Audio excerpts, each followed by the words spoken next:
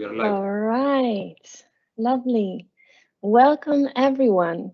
We are more than happy that you decided to spend this morning together with us, together with Valo team.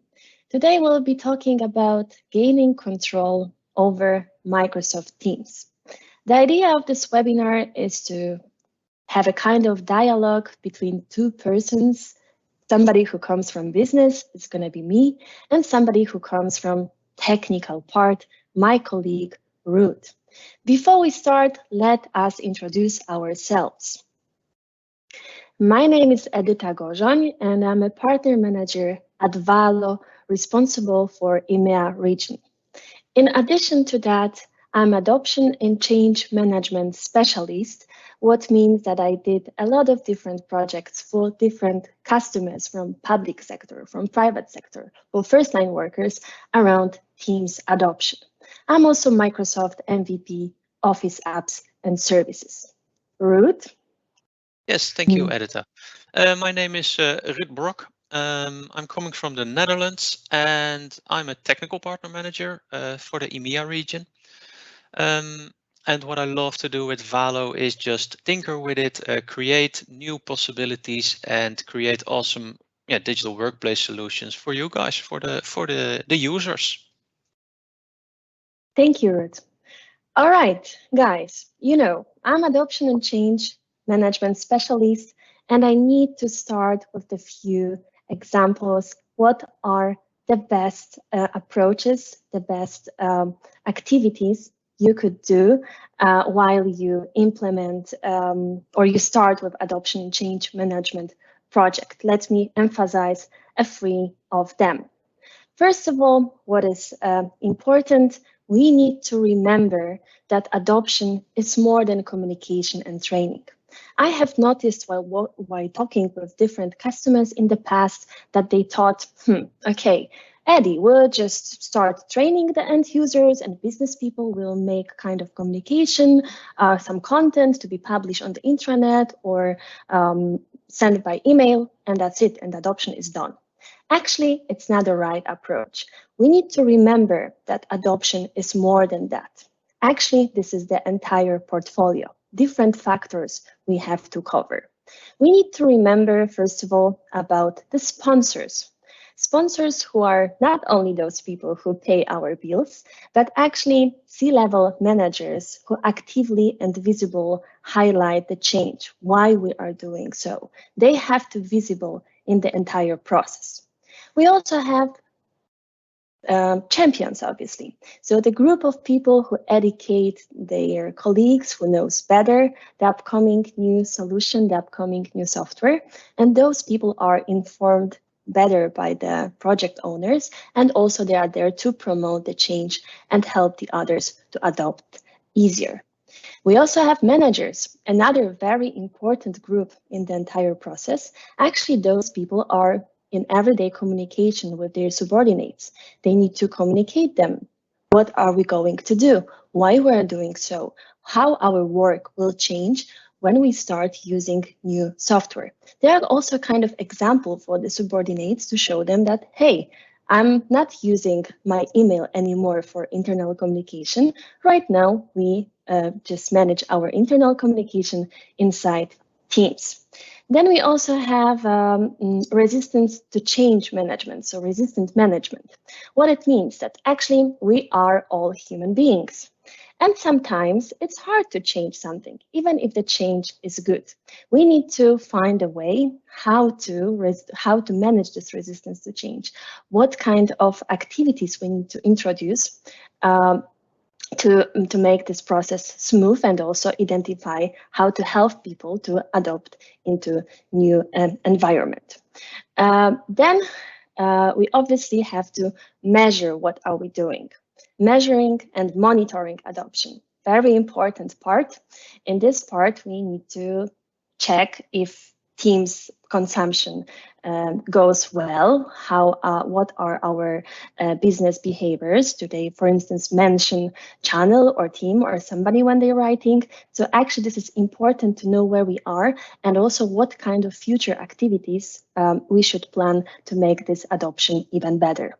Awards and recognition. Obviously, we need to celebrate if we are going in a good direction, or we have some leaders who manage this adoption in a nice way, then we should award them and recognize them. Okay, another thing which I wish to share with you, the fact that adoption is actually a process. This graphic I prepared, I think, more than 1 year ago. The idea behind is to show you that adoption is a process and it's a project.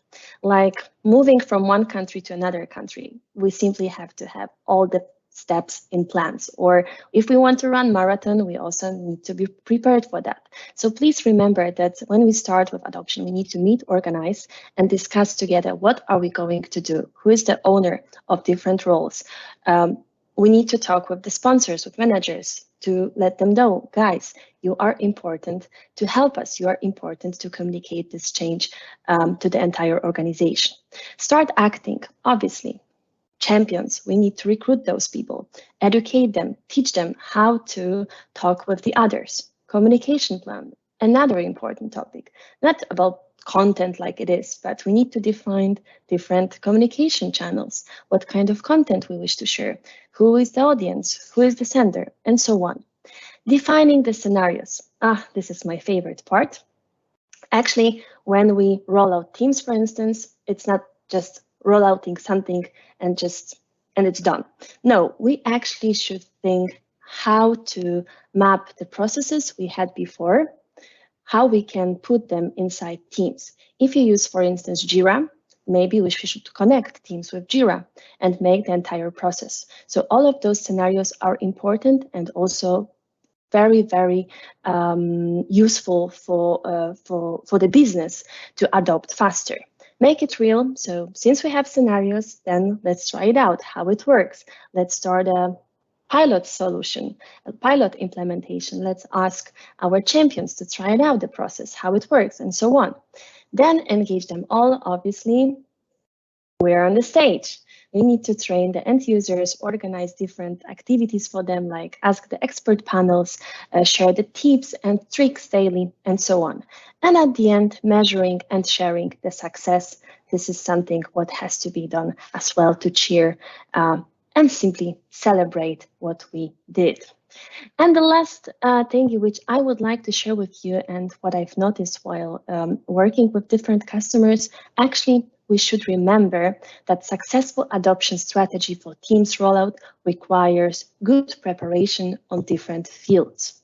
First of all, we need to remember about the technical part. So, do we have enough Microsoft 365 licenses? What kind of type of these licenses we should have? Do we need other licenses, like for instance, Valo or any other software we are using to be 100% sure that we have all the tools ready to go? Security and governance.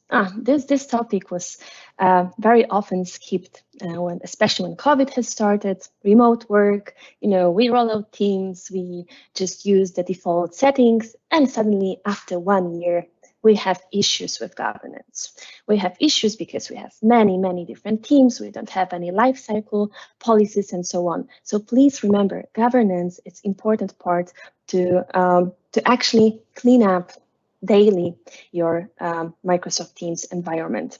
And obviously adoption and change management. So make a business analysis, think about the scenarios, think about the processes, think how to map them inside Teams, and preparing adoption and change management strategy. So the previous slide I have mentioned. All right, long story short, I hope that you are not that bored with this topic.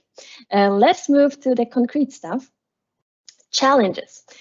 Guys, we had a very long conversation together with Ruth while preparing this webinar, and we've noticed different challenges the business is facing today. We selected only 4 of them, but trust me, we found out more. And we would like to just share those challenges with you, but also give you ready to go solutions. So let's start with the first challenge, We need a which drum is roll.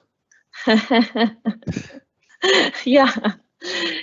First challenge which we've noticed is the searching in Microsoft Teams.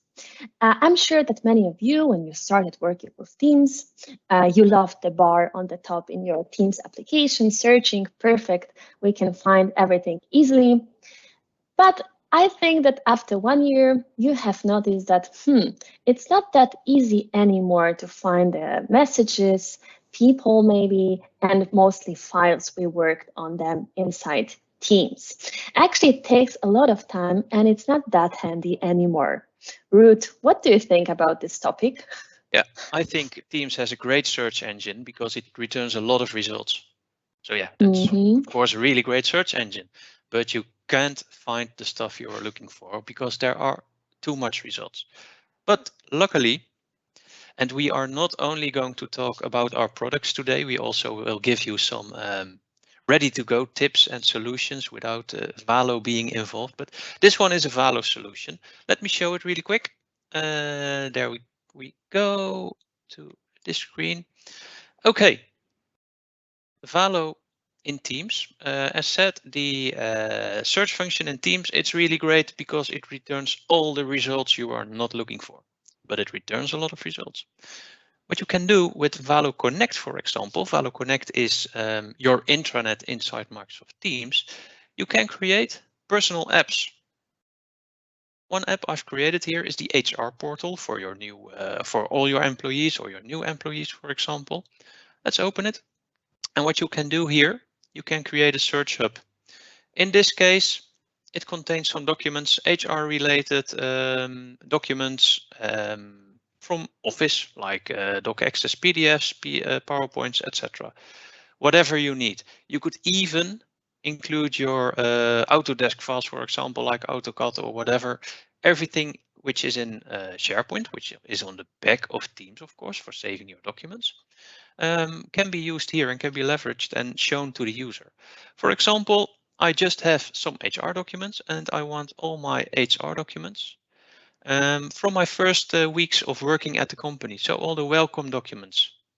There we go. And now I only have 2 documents left, which I would never find when I would use the search bar in Teams, because there would be an awful lot of search results. And this way, what you can do with Valo Connect and creating a personal app, you can create a search hub where you are in control. You as the content owner are in control of the search of the documents which are returned by search. And that's really important for example, your HR documents. You want to control what search results are returned. That's really cool. What another possibility is, and let's go a little bit deeper in the HR example. We have a team and we have a new colleague. So we need to onboard the new colleague. And what's better than every new colleague gets his or her own team. In that team, you have the manager present as a member or an owner. You have the peer or the buddy present. You have someone for HR present.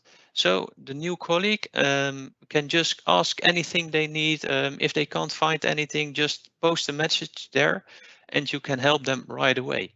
And one other great thing, you could even, we saw the HR portal, what you also can do is you can create a search hub, in this case also an HR portal, which is using the context of this team or channel. So, for example, you have a project team, and in that project team, all kinds of documents are saved. You can add a search hub like this to the onboarding or the project team, and it's only returning documents from that team dynamically. So you don't have to create different pages each time with a different search queries on the back end. No, it's just a dynamic search query, which you have to create one time, and it will return always the content from that team or channel. And that is also a really good way to be in control of search results. And that is what you want as a content owner. Be in control of those search results. And with the default search bar in Teams, you are not in control. And I think, yeah, this is a really great solution to enhance the search capabilities in Microsoft Teams and therefore make it really easy for the employee to find the information they need. Agree, Edita? Yeah, I fully agree. I mean, I'm impressed how easily we can solve this problem. And actually, yeah, there is no need to waste time for searching different materials inside Teams. No, indeed. Perfect. Yes. So yeah, as you can see, challenge has been accepted by Valo, and we have solution for that. Yep. All right. So let's move to the second challenge. Actually, team creation in Microsoft Teams. I called myself this scenario as a freedom. You know, I really love freedom and I really respect the freedom of the others. And every time when I talk with different clients, I'm saying, yeah, it's good to give different features to the end users to make them even more happy with Microsoft Teams. However, there is a small remark. Sometimes this freedom can become a nightmare. What I've noticed, actually, I have noticed that, yeah, again, we roll out Teams, COVID has started. We gave default permissions to all the people in our organization. Very nice, everyone can create a team, perfect. So let's have fun inside Teams. And what happened after 1 year or 2 years? Business start to complain. We have hundreds of teams, and actually we can't find the relevant content we are looking for. We have so many same spaces, same teams related to the same topic in our Teams environment. We have hundreds of different channels. How many of you experience this situation? I hope that not many, but I know that it's a quite a common topic. Actually, Teams. Everybody experience it. Everybody. So yeah, I love freedom, but as I said, sometimes it's good to think twice if all the users in our organization should have a right to create teams. Maybe only managers, maybe only directors. What would you say, Ruth? Yeah, agree. Because yeah, enabling Teams isn't the issue. That's quite easy. Just flip the switch and it's enabled. And then everybody starts to create teams. Also no problem in the first couple of months. But after a year, indeed, there's a big pile of teams and you don't know what to use, when to use what. A lot of overlap in teams. So again, for your employees, really not convenient to find the information or the help they need. And let's, yeah, as a solution, organization just disable the possibility to create new teams. And then IT has to create these teams for them, for example. But you want to have it more of a self-service service approach, but with some approvals, for example, from a couple of people in the company which can approve the new teams. Let me show something to you because there is a solution for that one. And this is a free solution. Of course, you need an Azure subscription and there's some Azure usage, but there's no licensing fee involved or whatever. It's a project from the Office Dev team. It's in GitHub. It's called Request a Team. You can install it yourself on your Azure and 365 environment. And then you can disable the creation of teams for your users, but you can give them a self-service service team creation tool. For example, it has already some handy features. Let me just create a new team from scratch. There we go. You can select the visibility, of course. What I also can select, or this is the name, let's call it our football tournament in the company. Here we go. I was waiting for something more techy. Yeah, just the 1, 2, 3, 1, 2, 3, or QWERTY, Indeed, indeed. like that. Yeah. But thank you, Ruth. Okay. Need to type yearly tournament. There we go. Now I'm going to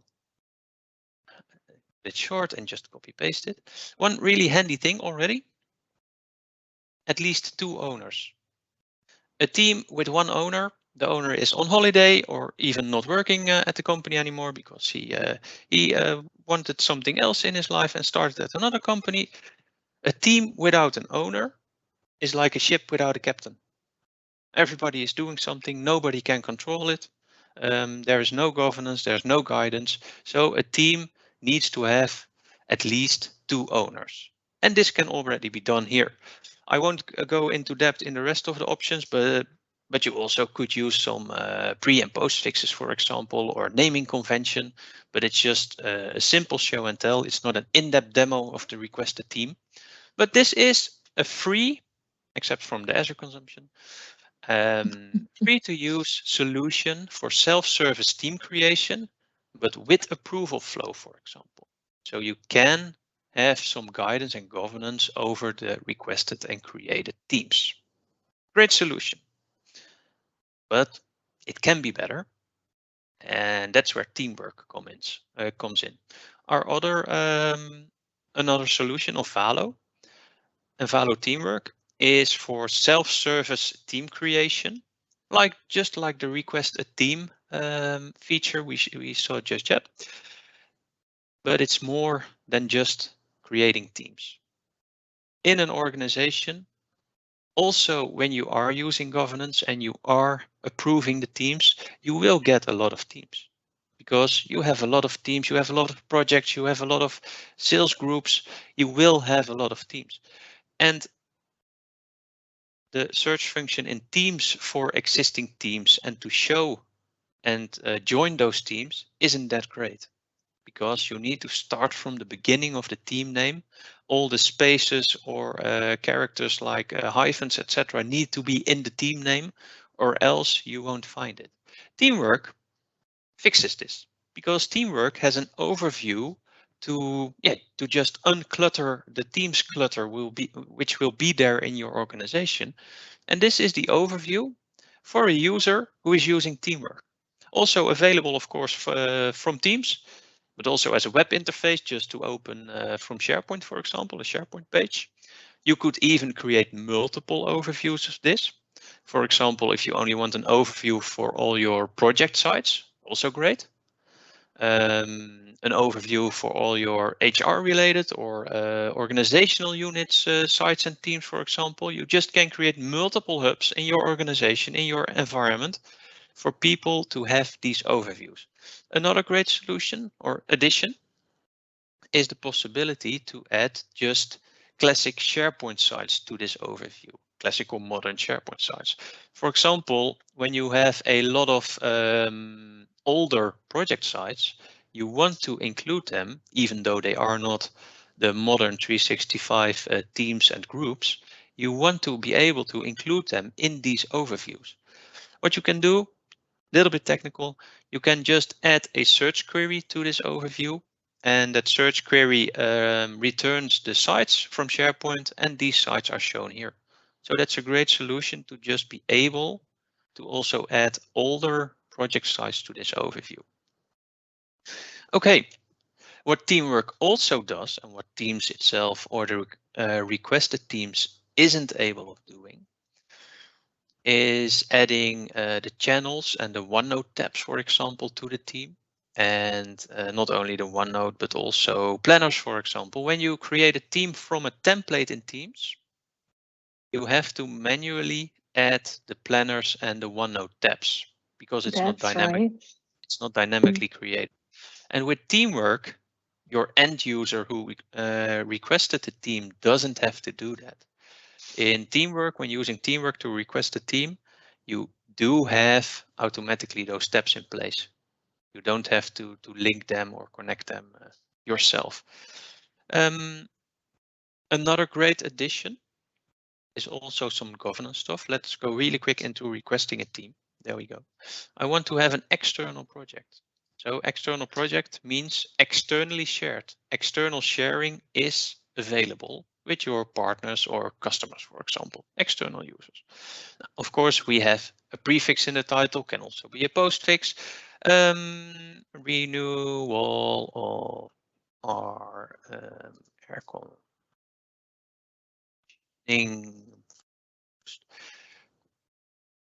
There we go. It's a project for the renewal of our air conditioning. There we go.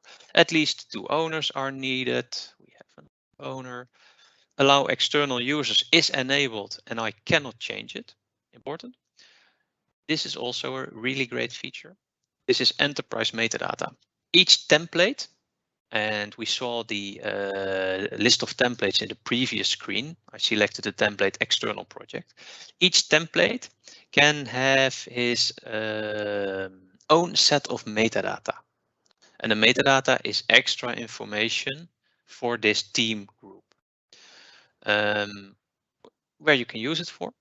You can use it to search and filter on. For example, when I'm searching for projects, I want to only search for the project with a specific ID or a specific project manager, for example, or with a specific start or end date, just for filtering all those projects in your company. Another great addition, and I will come back to it later, is the possibility to automatically archive these teams and groups after the project has ended, for example. But I'll go into depth into that one later. And one other solution, it's an external project. And an external project, externally shared, means that an owner is responsible for who is joining this project. So you can add your own terms and conditions to it, which need to be accepted. So they are aware of a risk involved in sharing content externally. So just little things to make the life easier and to make it more clear what is happening when you share something, for example, externally. Yeah, and this for instance, when you said that those terms and conditions is a very minor thing, but I believe that especially at the beginning, when we start to use Teams for collaboration, not only for communication, then it's good to have all of those small alerts. Dear user, please remember this is something what you will be sharing with the externals. I really like it. It's a big thing. Yes, indeed. Let's go back to the PowerPoint because we also have some simple tips and tricks for you. You can read them in depth when you get the PowerPoint because we are going to share it with you, or the PDF. It will be a PDF. But I want to pick out one, and that's the one: define your working hours in Microsoft Teams. In the mobile Teams app, the first thing you need to do, because work stops sometime at a day and starts sometime at a day, you don't need to be active for 24 hours a day. You can set your working hours. And outside of these hours, notifications will be muted. For me, the most important. Do you want to pick out to highlight sure. one? Can I highlight two? Okay. That was easy. Yes. Yeah. So from my own experience, we are talking today about how to gain control over Microsoft Teams, and let's assume that we don't have you don't have currently Valo solutions, for instance. What we can do just right away. First of all, pin your channels. If you belong to many teams and they have different channels, just pin those channels and they'll be always on the top. Also remember that they are channel notifications. It was just one route. And the second one, which I really like and I use very often, it's a saving the message. I'm sure that many of you have those kind of days when we are moving from one meeting to another meeting. In the meantime, we're getting a lot of messages through the chat, through the Teams, and so on, and we simply don't have time to add a task to our Microsoft To Do, or at least write down this message. Then thanks to that, you can simply save this message. You just go to the ellipses, there are 3 dots in Teams on the message, you save the message, and then to find this message, you simply need to go to your profile inside the Teams application, and then you will see the button saved. Thanks to that, you can see all the saved messages you saved before. Great. Okay. Indeed. Yes, it's a really important Do one too. you use this one? Yes, I use it for sure, because else I don't know what to do in the end of the day. If I responded to everybody, if I read every sometimes longer post, yes, I use it You know, sometimes every we day. had the sometimes we had these conversations with Ruth together, and yeah, when I started to ask him, you know what, could you please do this, and then okay, I would just save it. Yes, but I also write things down just on a piece of paper. Ah, Sorry. sorry. No. Okay, I'm just human, sorry. we are all. Yes. Okay, templates in Microsoft Teams. Another very, very interesting topic. Actually, it's possible to create custom Teams templates in Microsoft Teams. Obviously, it's possible from the Teams Admin Center. However, yeah, there is a small problem with those templates. If you create a Teams template from a custom template and you add it before different, let's say, tabs and applications to every channel, unfortunately, those applications, I mean tabs, they have to be configured manually. You mentioned, Ruth, very good example with onboarding. So we assume that every new onboarded person belongs to the team dedicated for him or for her. And our HR team wish to have a planner, tasks by planner inside this team. And they don't want to repeat every time, you know, the same buckets, the same tasks. They simply want to transfer the entire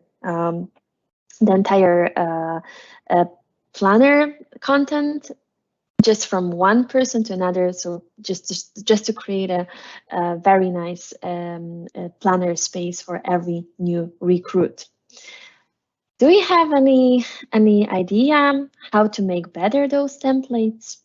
Yeah, because we wouldn't bring up this topic, of course, if we couldn't make it better, and we did make it better. Because yeah, what we like to do at Valo is to leverage all the good things Microsoft does and improve on the areas where we can improve. And of course, Teams is great. And it's great that you can create your own teams for Teams, from Teams, the interface, for example. That's also great, but it can be better. And there are those little things which we can do to make Teams better. And one of them is the templating in Microsoft Teams. Let's go back, and I'm going a little bit in depth now. We already saw the overview. We already saw how to request a workspace, for example, or a team. You select a template, you just fill out all those questions, and you're done. Let's dive a little bit into the backend. There we go. We have a teamwork admin. Here is your demo, technical demo name, editor. This is my project. I wasn't more creative Yeah, than that. yeah, And 1, 2, you 3, 4, know. 5, 6. Yes. Okay. When an order is created, from a user creates an order, it's entered in this list of orders. And on the back end, it's possible to use Microsoft Flow to create an approval flow.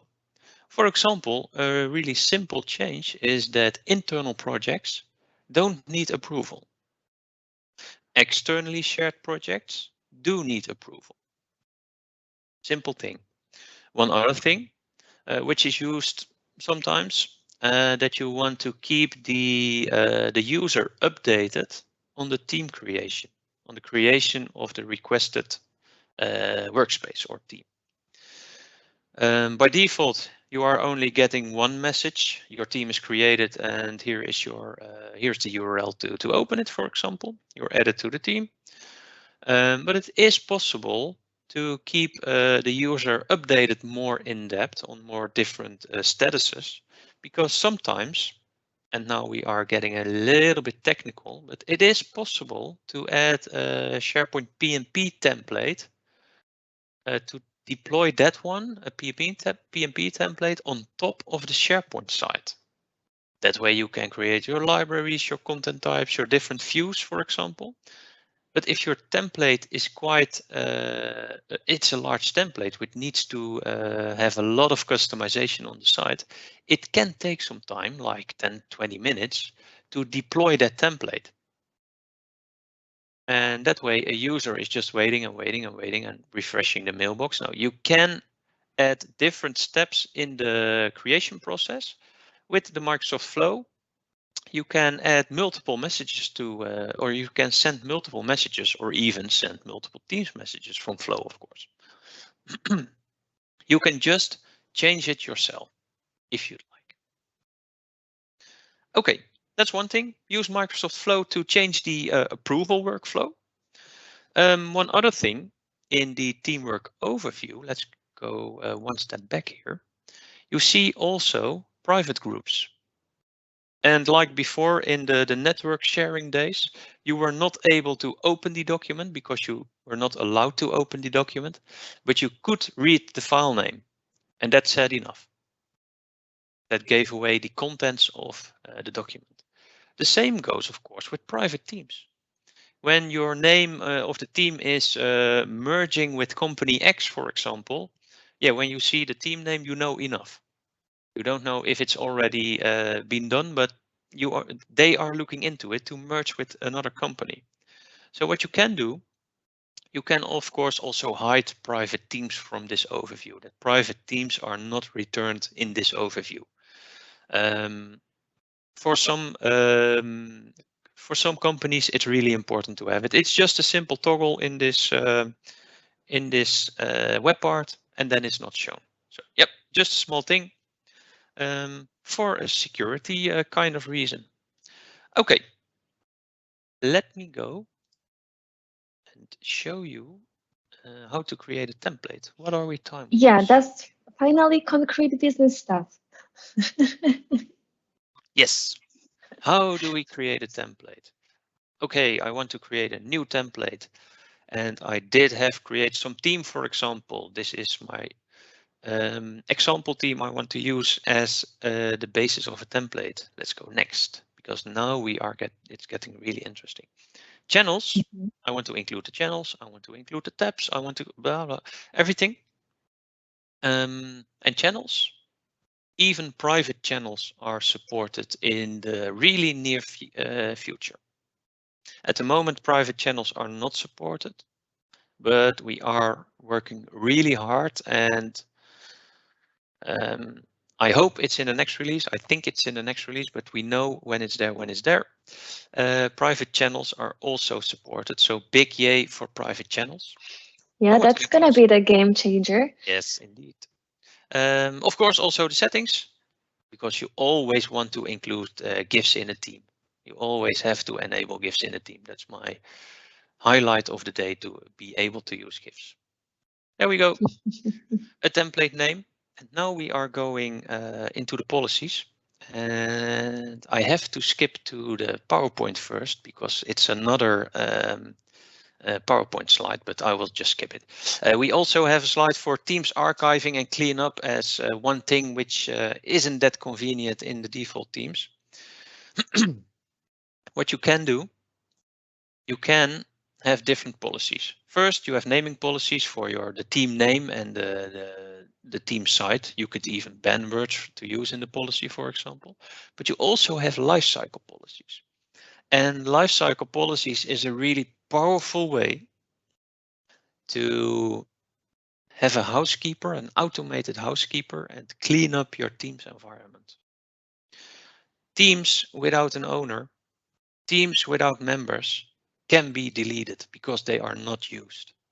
But those teams will be shown in Teams, they will be shown in Outlook as groups, they will be shown everywhere in 365 because it is a 365 group, but nobody is using it. So it can be deleted, but nobody is actively monitoring it. What you can do is you can create a policy, a lifecycle policy. And I already told about the example for projects, for example.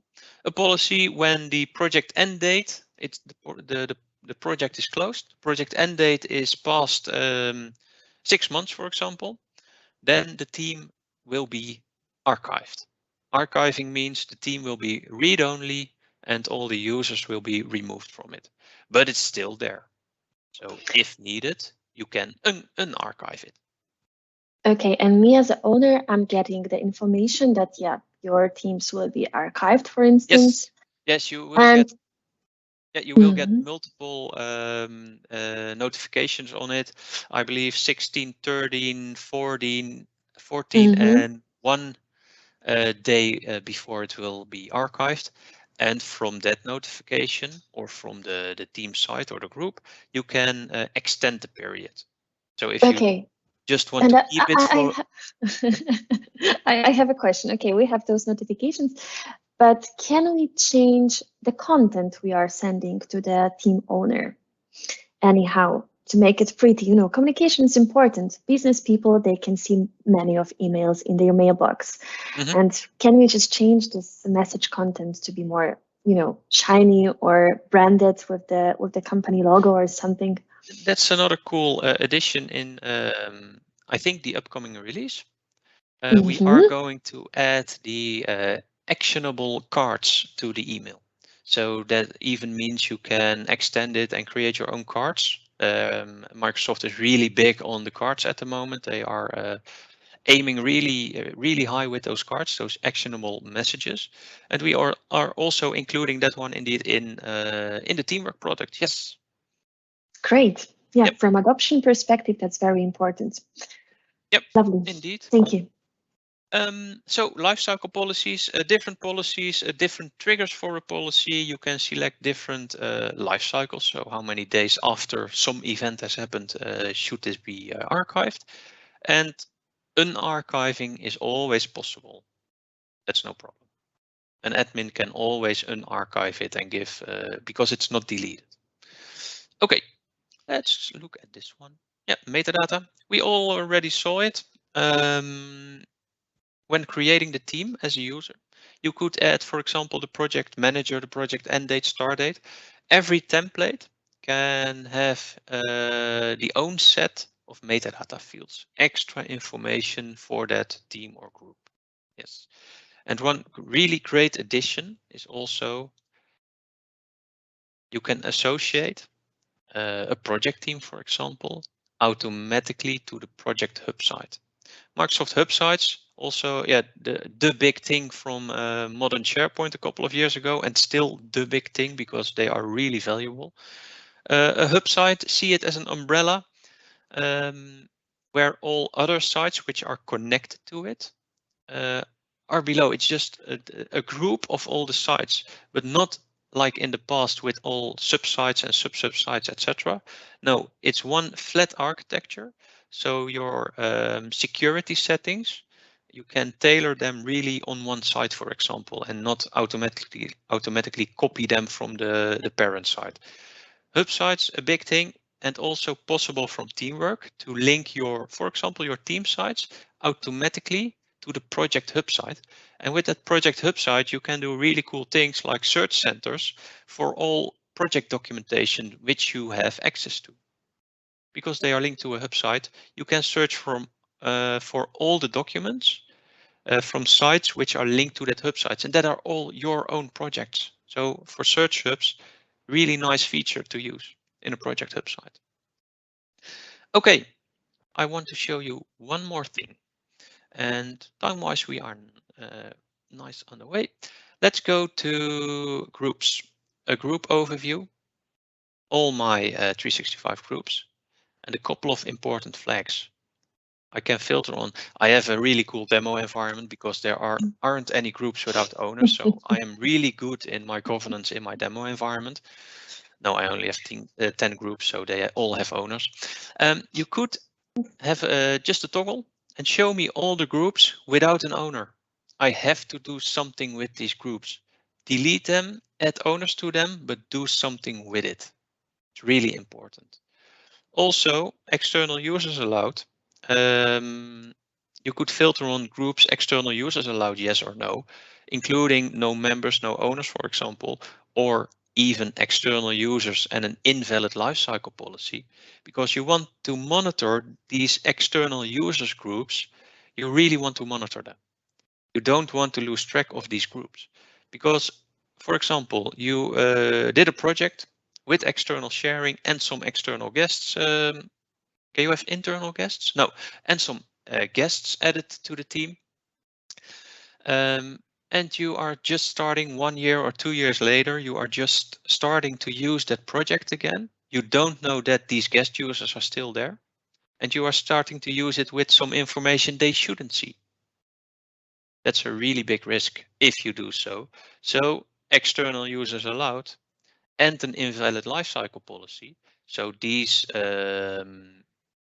teams will not be cleaned up automatically. It's also a really important thing to monitor. So from an this is governance, and governance is sometimes it's just a buzzword to just call and governance. No, governance is just keeping your environment easy to use, cleaned up, secure, and yeah, that for me that's governance. That you That's know right. what's happening inside your environment. That's right. Yeah.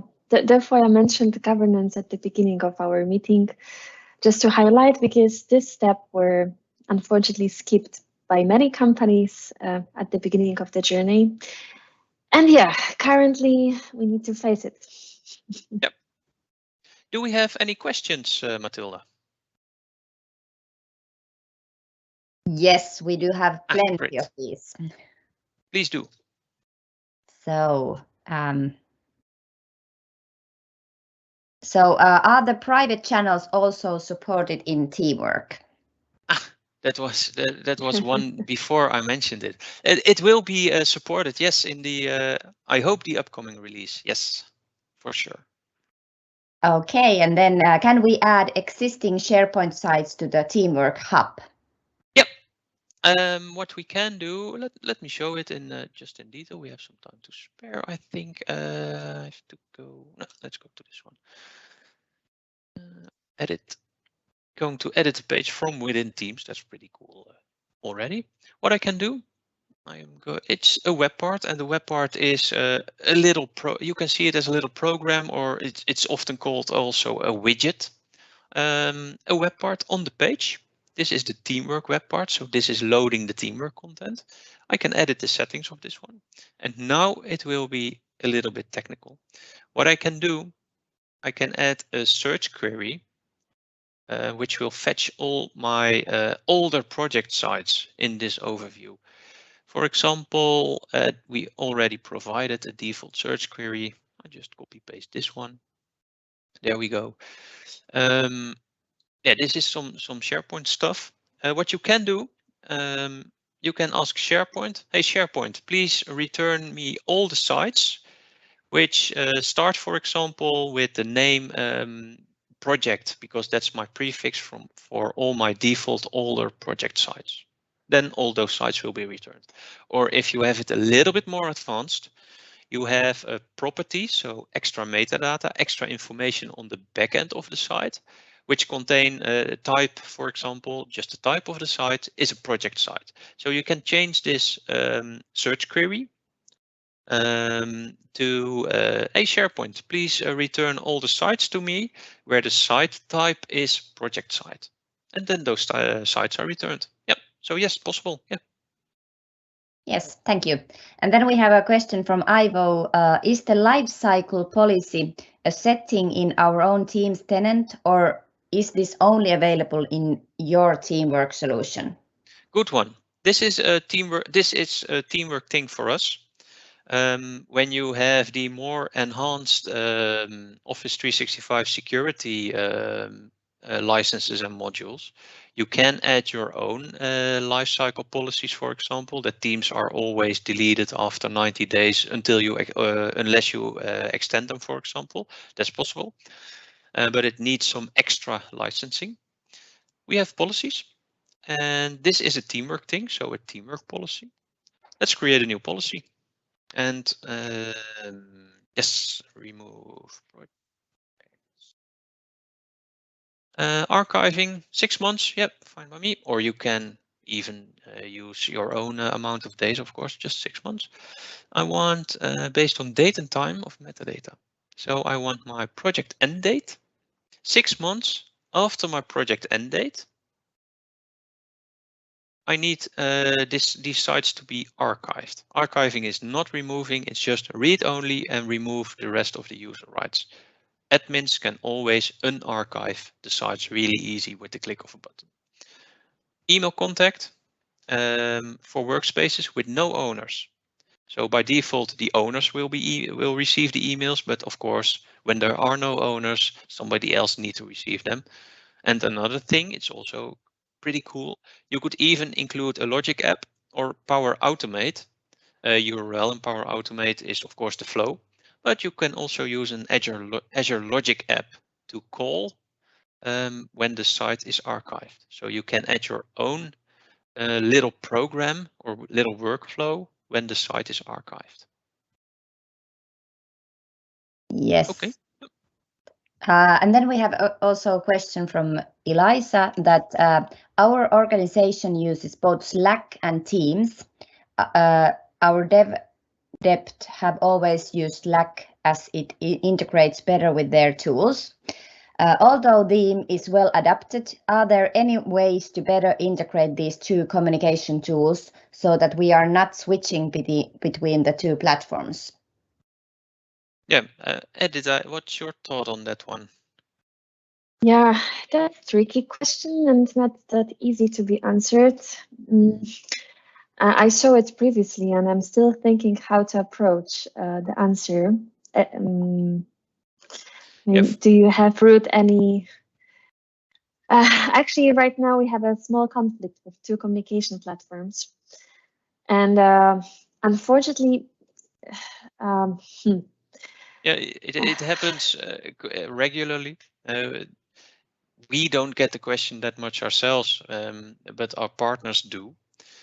And indeed, Slack is used or some other tools are used for planning, for example. You have some different tools, and there's also a Microsoft Planner counterpart. In the bigger enterprise organizations where I've integrated Teams into their daily work life, the best solution was to pick one. Shadow IT, like Slack or like the different planner tools, is a risk because you have multiple. It's not only a risk for security, of course, because you have to monitor different tools, but it's also for your end users. You have the issue that they don't they don't know when they need to use what. Yeah, it's if all there's about a really strong use case for Slack, there might be a really strong use case, then a really small portion of the company should use it. But my personal opinion, focus on one tool and don't focus on too many tools like Shadow IT, etc. Yeah, I fully agree with you, Ruth. Actually, I also remember the scenarios from my past that some customers, they wanted to integrate Cisco inside Teams, for instance, because of different reasons. But as you mentioned, at the end, it's all about user experience. Users, they don't have to know who's the owner of this or that application. However, the IT people or people who are responsible for those strategic decisions, they should simply emphasize in which direction we should go. So I agree. To have better adoption and less frustration inside the organization, it's better to go with one platform. Yeah, and of course, also from a cost perspective, you do have the licensing of Microsoft 365 and also Teams included. Make the most use of it as possible. Slack is also, it's not free, it also costs money and quite a lot in some cases.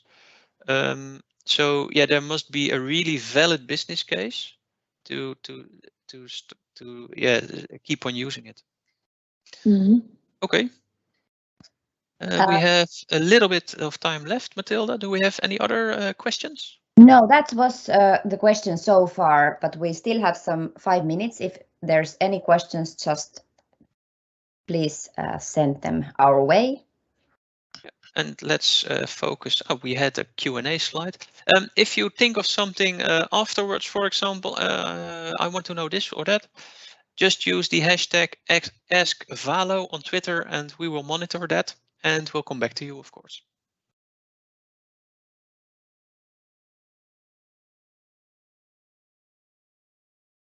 Editor? I don't see any further questions. Therefore, yeah. Great. Thank you so much for being with us and see you soon, hopefully. And Indeed. Please remember about the hashtag #AskValo. Post your questions on Twitter and yeah, we'll answer them for sure. Thank you so much. And join us on at ECS, the end of November, beginning of December in Düsseldorf, if you like. We are there. Indeed. Community rocks. Thank you. Bye. Enjoy your day.